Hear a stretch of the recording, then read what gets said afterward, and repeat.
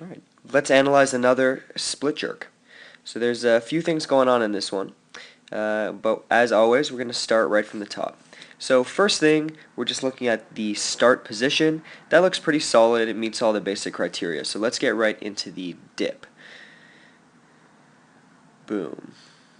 So this athlete demonstrates one of the main mistakes that we're going to see, and that is sitting back with the butt a little bit instead of sitting the butt straight down. Okay. If we go back to the start here, so this is the start. Right? We start with basically a straight line from the shoulders through the hips to the middle of the foot. Exactly what we want. And we want to maintain that as we dip down by just bending the knees slightly. You can see that the butt goes back a little bit.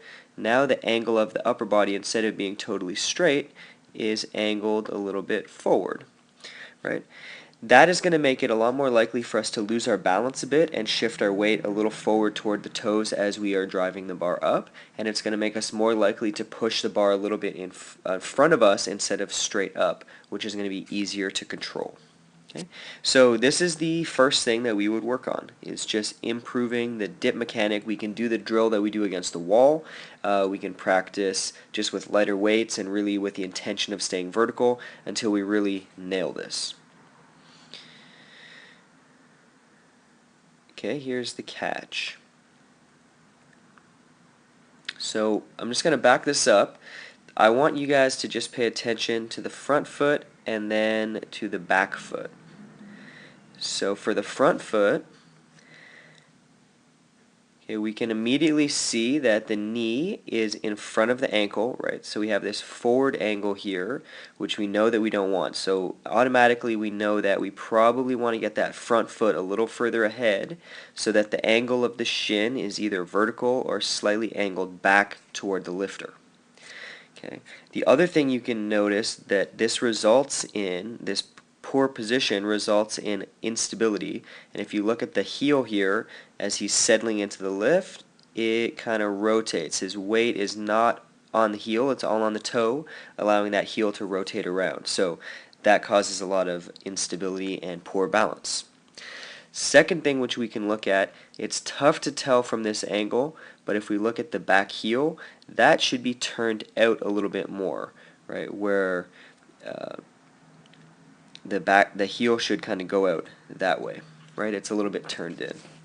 So the footwork is going to be another major priority, and the recovery is decent. The one other thing that I'm noticing on the catch, though, is just the timing could be a little bit better. It's not bad. You can see when that front foot lands, the bar could be, the athlete could have their head through a little bit faster there. But how we would basically break this down is step one, we would make sure that the dip and the drive is perfected. That again may take 5 minutes of training, it may take days or weeks of training and practice to get that really consistent. The second thing we're going to look at is really improving the footwork. We can do that simultaneously. We can do lots and lots of just body weight footwork drills in the warm-up, but I wouldn't give that as a big piece to the athlete during their training session, because sometimes having two things to think about is just a little too complicated. Having one thing to think about is a lot more doable. So that's how I would approach that.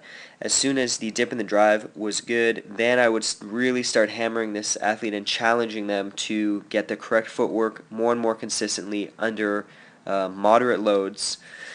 And from there, you probably want to reassess if they fix those two things. Some of the other little issues that you may have noticed, including the timing and the catch, may resolve itself or it may not. But once we fix those two things, the entire lift should be looking a lot better.